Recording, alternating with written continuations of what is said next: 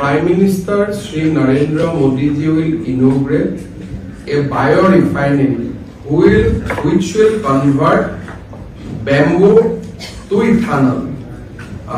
2G ethanol. Bamboo will be converted to 2G ethanol, and in the process, various other chemicals will be derived as a value-added product.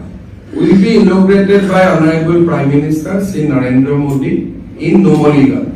The plan has been established at a cost of 4,200 crores. Thereafter, he will come to Mongoloi and he will lay the foundation stone for the ring road of Guwahati, a new bridge over river Brahmaputra connecting Purua and Narengi, and he will also lay the foundation stone for the Doron Medical College.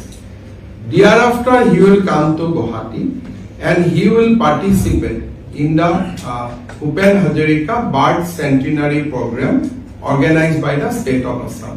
Bharat के माननीय गृह मंत्री अमित शाह जी 29 अगस्त को गुवाहाटी आएगा। सुबह हमने असम के राजभवन, एक नया राजभवन का निर्माण किया है। उनका